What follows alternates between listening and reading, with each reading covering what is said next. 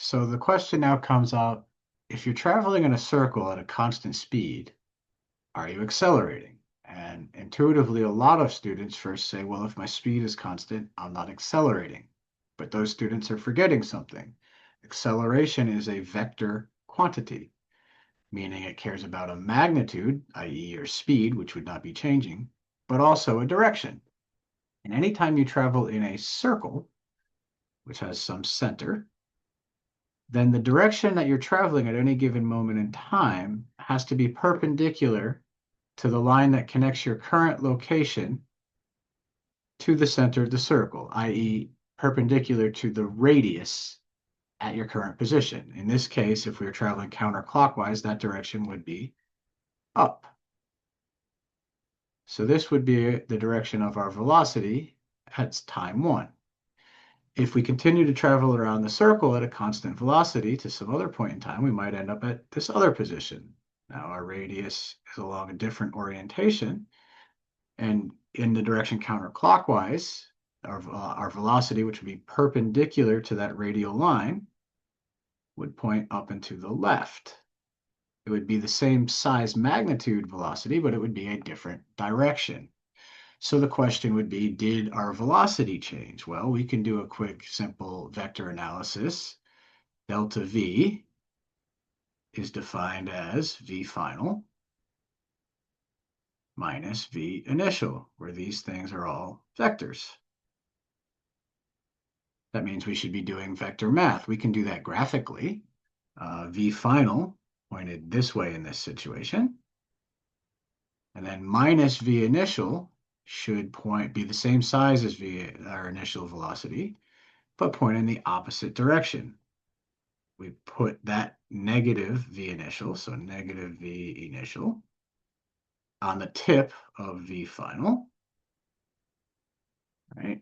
And what do you know? We will have ourselves a vector sum that represents the vector subtraction of V final minus V initial. When we complete that vector sum, which we use to complete vector subtraction, our result points this way. This must be the vector VF minus V initial, meaning that is the vector delta V. So there is indeed a change in velocity. We can measure it. It has a size and a direction. What you'll notice is it points towards the center of the circle when you position yourself on the arc midway between the 2 points in time we just looked at, meaning time 1 here, time 2 here. If we're traveling with a constant speed, then midway in between is where we would have been midway in between that time period. And the direction of our change in velocity points to the center of the circle at that time. Put simply, you do accelerate when you travel in a circle, and the direction of your acceleration at all points in time, we're going to call this a centripetal acceleration.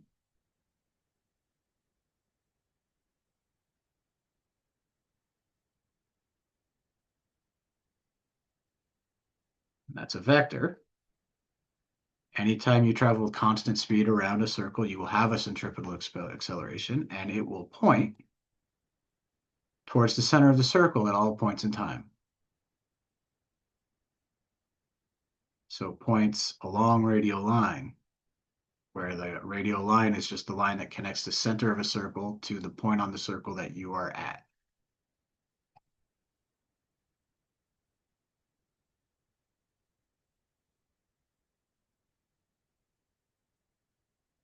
So points along radial line toward center. So now we have a direction that you accelerate. Anytime you're traveling in a circle, so let's say we're traveling in this circle, if I take this point in time instantaneously, then if I'm traveling with a constant speed, I can tell you if this is the center of the circle, that at that point in time, my velocity would point that way, which is perpendicular to the radial line, and my acceleration points that way, along the radial line towards the center of the circle. So that's A, C, centripetal acceleration, and that is speed or velocity, actually, since I'm giving it a direction now. All right, and then if I came over to this point going the same direction, then same thing, radial line would be like this. Velocity at that instance in time would point this way. Acceleration would point that way. Finally, can we quantify the size of that acceleration? And we indeed can. There's some math that can be worked out, probably is in your textbook, but I'll just give you the punchline.